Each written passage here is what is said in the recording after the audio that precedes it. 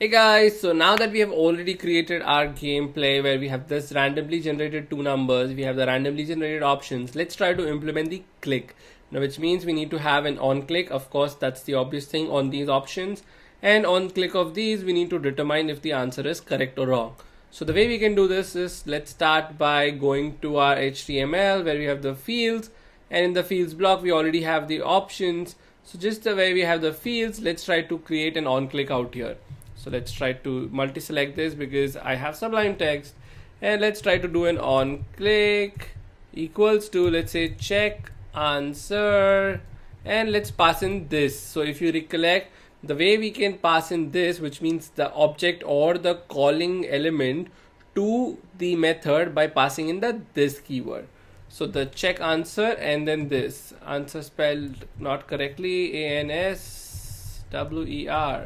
and then a this. Okay, now we have this check answer. Let's try to create this function, which is very easy. So let's create a function check answer, and of course it takes the selected key, or rather this is selected element, and let's say I will try and give in the closing brackets.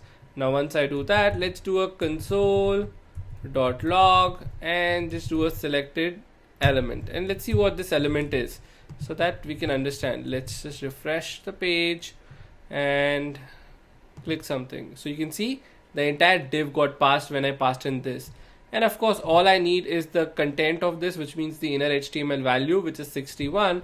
So let's try to do that. So the way we can get it is using the inner HTML property.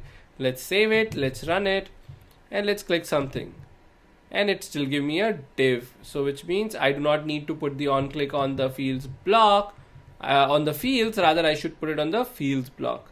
And I just wanted to make sure that you understand this, where we need to put it. Let me just select all, cut all, and wherever we have the options, I'll paste it again. Let's try to refresh the screen. Let's try to click this and should give you 72. Let's click this, 81, 71, 79, right? Now the moment I got these answers, I need to make sure I compare it with the answer, which is in this scenario 71. So whenever I click 71, it should be correct, and whenever I click anything else, it should be wrong. Now where is the answer stored? If you recollect, in the riddle object that we created, we had the answer stored here. So let me just make sure that I have this result stored in the answer field. Let's save it. And now I have the riddle. Let me just comment the field 1 and field 2. We don't need this anymore. And just before the console.log, let's also do a console.log of riddle, so that we can see what the riddle object has in store for us. Let's refresh the page, click something. So you can see this is the riddle object. The answer is 42. So, and the answer out here is 42. So the moment I click 42, it should give me an answer which is correct answer. Now the way we can do that is we can do an if statement. So let's write an if statement. Say selected element dot inner HTML is double equal to I think I had riddle dot answer, and if it is meeting the condition, it means it's a correct answer, else it is not the correct answer. So you can say wrong answer. Now when we try to display the correct answer or the wrong answer, we need to create a small div which will get displayed so that the user can see the result.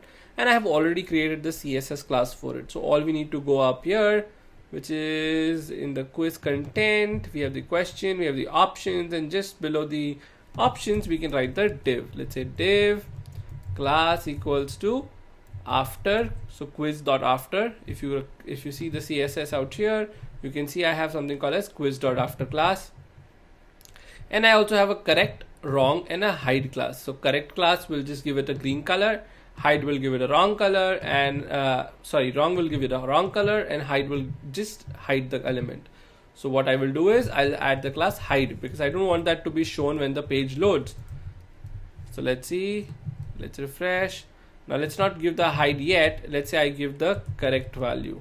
So let's save it, refresh it, everything should be green. If I do a wrong, save it, refresh it, and it should give me the wrong answer. And if I do a hide, it should be hidden. Now this gives you an idea what I'm going to do next. When I have it hidden, all I have to do is whenever there is a correct answer, I need to remove this hide class, CSS class, and that way it will start displaying. And I also need to say it's a correct answer. So I'll add the CSS class corrected. Let's try to do that.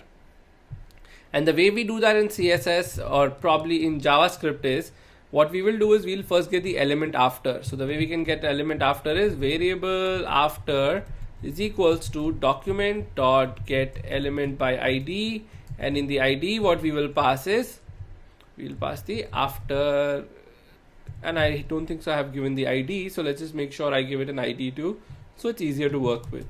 ID is equals to after. Okay, now coming back where we started, which is ID is after, let's just have the element stored. Now once I have the after, whenever it is a correct answer, I do after. And in JavaScript, the way you can access the classes using a class list dot add, and once you need to add the class, you say hide. In that case, actually we are going to remove the class, so let's remove the class, and then after dot class list dot add, and out here we will pass in the value of correct, so that the green color shows up. Let's try to see what happens.